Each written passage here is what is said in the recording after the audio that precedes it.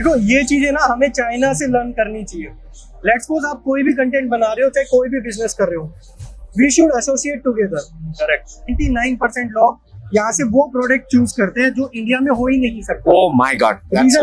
Late me tell you, एक scooter यहाँ पे 12 से 13 हजार रुपए का आ जाता है और वहाँ पे 1.5 लाख रुपए का बिक रहा है असेंबल होने के बाद।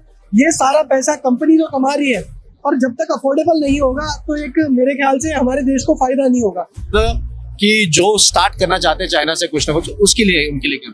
देखिए, जनरेशन जो अब स्टार्ट करना चाहती है वो क्या करे, वो कहाँ जाए? जिनके पास 2 लाख 4 लाख रुपए, वो कहाँ जाए? इन ओरिजिन से टैलेंट की कमी नहीं है, बट सही चीज सही प्लेस पे होगी तो उसकी वैल्यू होती है, और उसको 360 डिग्री मिलना जरूरी है सब चीजों का। देखो ये चीजें ना हमें चाइना से लर्न करनी चाहिए। लेट्स सपोज आप कोई भी कंटेंट बना रहे हो, चाहे कोई भी बिजनेस कर रहे हो, we should associate together. Correct. अगर हम एसोसिएट नहीं हो पाएंगे, इंडिया में क्या होता है कि आज फैमिली वाले को ये अपना धंधा बताते हुए डरते हैं लोग, क्योंकि वो चोरी कर लेंगे। जब तक ये सोच रहेगी, इंडिया में कोई ग्रोथ नहीं हो सकती। और ये सारी चीजें आती है एक राइट एजुकेशन से।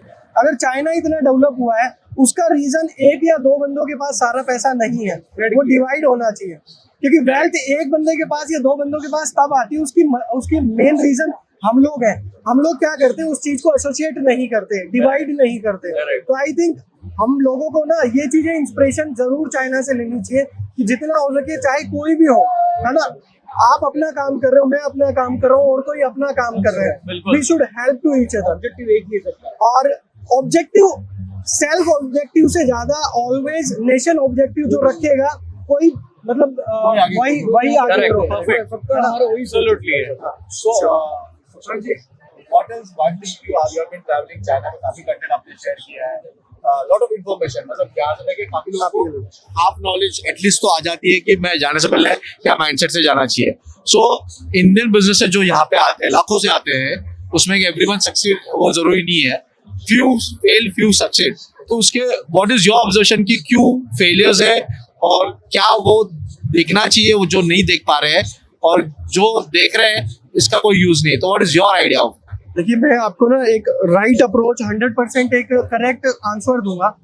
इसको मैं पर्सनली पिछले 4 साल से फील कर रहा हूँ जो आप कह रहे हो। This year China issue 60,000 visas to India.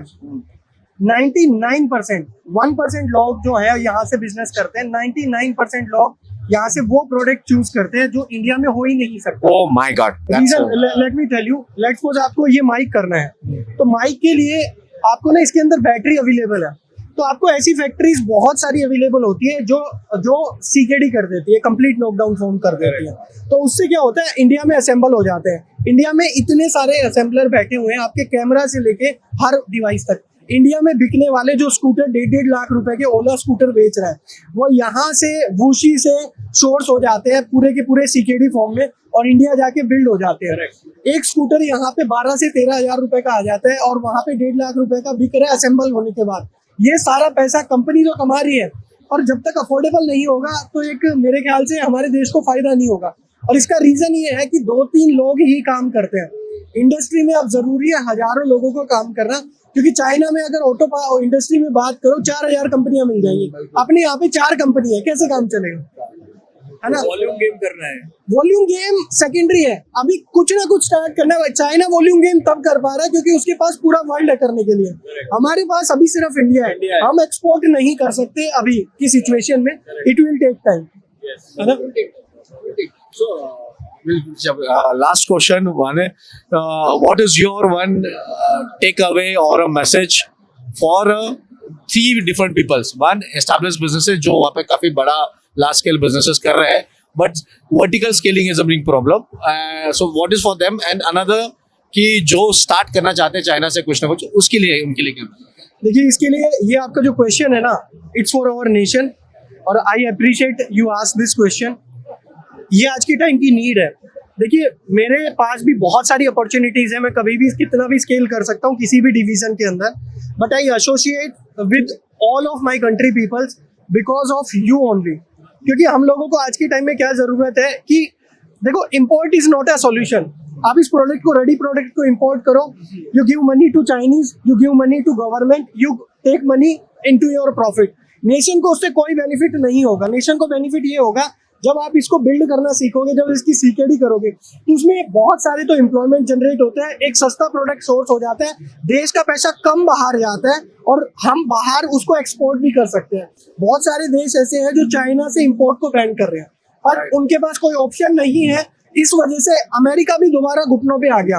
उसने जो टैरिफ 245% लगाया था, आज वो 10% पे लेके आ गया, क्योंकि बिजनेस चल पाता है एक मैन्युफैक्चरिंग से, बिजनेस चल पाता है एक इनोवेशन से।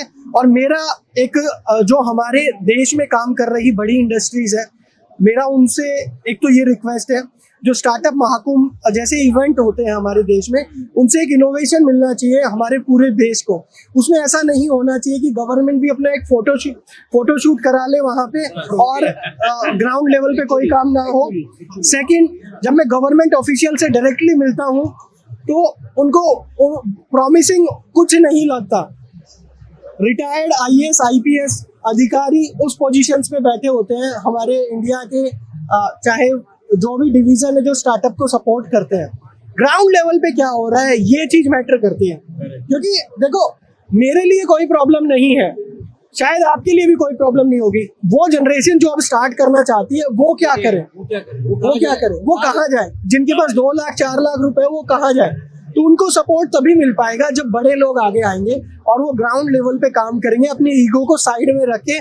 आपका जो फ्यूचर आपके बच्चों से ज्यादा आपके देश का है। देश अच्छा होगा तो आपके बच्चे भी अच्छे से यहाँ पे टाइम स्पेंड कर पाएंगे। बट अभी पेटेंट्स की बात करें, रिसर्च की बात करें, जो इनोवेशन चाइना ने किया है और जो रिसर्च का लेवल अभी इंडिया का है, सो अभी हमें रिसर्च में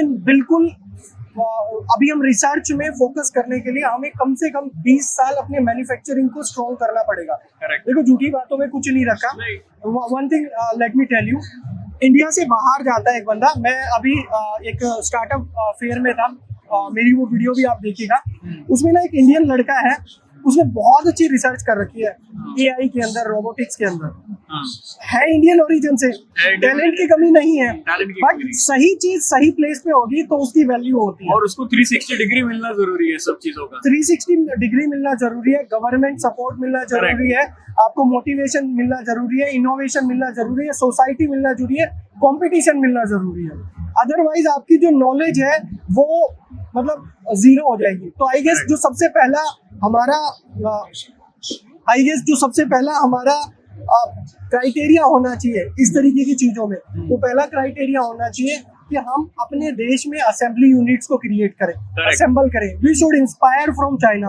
आज के टाइम में टेक्नोलॉजी और R&D इतना इजी हो गई है। Chinese they open there everything. आपको पूरी की पूरी कार को ले जाके इंडिया में CKD करना है, कंप्लीट नोट डाउन करना है। वो बैटरी की टेक्नोलॉजी भी आपको दे देंगे, रोबोटिक्स की टेक्नोलॉजी भी आपको दे देंगे, पर उस टेक्नोलॉजी को असेंबल करने के लिए आपको ब्रेन्स की रिक्वायरमेंट होगी, वो कहाँ से आएंगे? So I think we should work on education, then we go on assembly, then we go for R&D। तो जैसे उन्होंने बताया है कि लर्निंग फ्रॉम चाइना और मेड इन भारत, ये हमको मोटो रहना चाहिए और हमें हमारे 100% नेशन को ग्रो करना है। हम यहाँ पे सीखने आए हैं और यही चीज हम हमारे फेलो इंडियंस को सिखाना चाहते हैं और यही ग्रोथ स्टोरी हम कंटिन्यू करना चाहेंगे इंडिया में। जय हिंद, जय भारत सभी को। Thank you, Supraj ji. Thank you for joining us. Thank you. Thank you. Thank you very much. One only.